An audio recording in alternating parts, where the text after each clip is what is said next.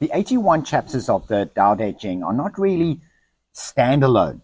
So while you can dig into one or dig into another and look to see what it's saying, the book is best read as a whole from beginning to end, because Lao-Tzu really intended it that way when he wrote down what the central themes and ideas behind Taoism are.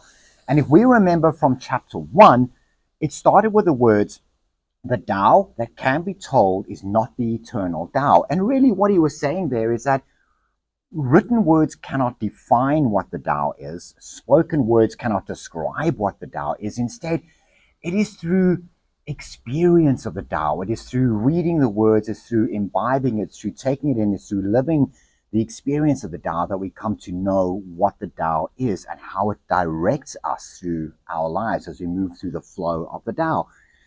And in chapter 1, it said to us that when we desire the material things of the world, we will only see the material things of the world. And if we are desireless, if we don't desire the things of the world, only then will we see the mystery, the underlying flow of the Tao. And he reminds us again in chapter 1 that both of those things arise from the same place, from the same source. They come from the same thing, from the Tao. One is the mystery, one is the materialized stuff of the universe, the things that we can see, things that we can hear, we can smell, we can taste, we can feel.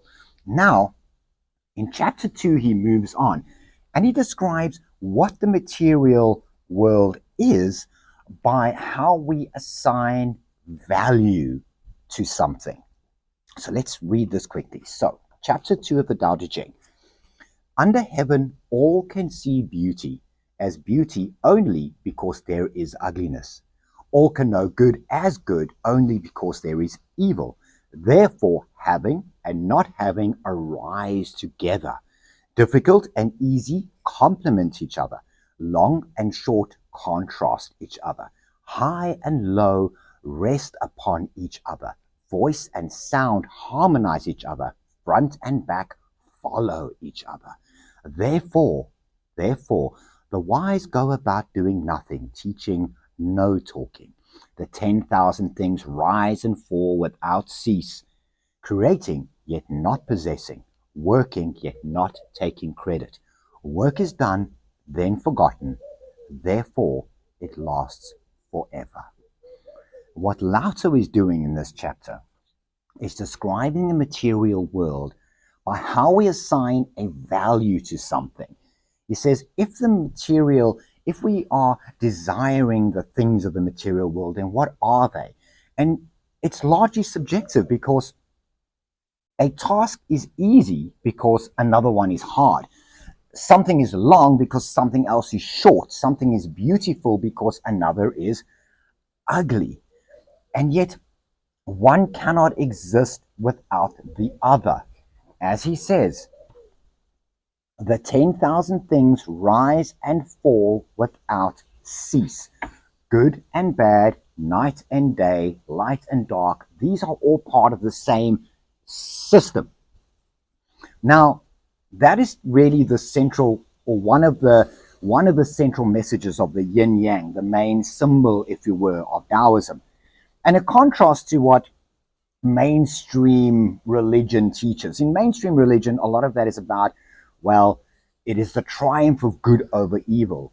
It is light shining through the dark.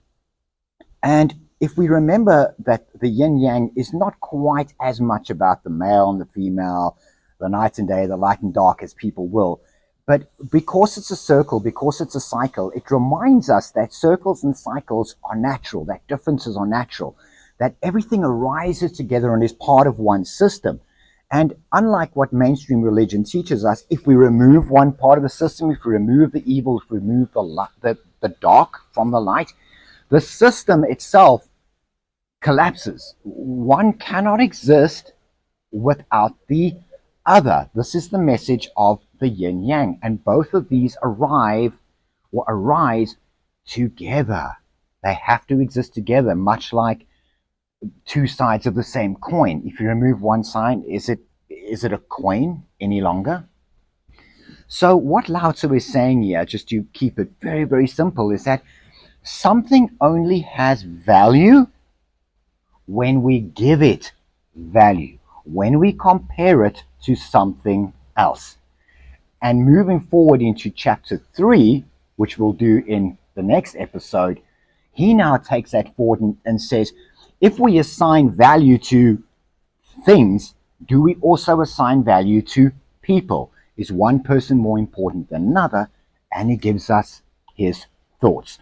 So to wrap it up, in chapter 2, he describes what the material world is. And he does that by making it subjective and saying, a task is only easy because another is hard. Something is long because something else is short. Something is beautiful because something else is ugly.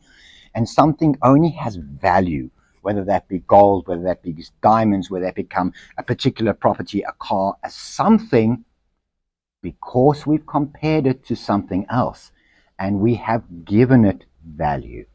And in chapter 3, he also talks about the pitfalls of giving value to something arbitrarily.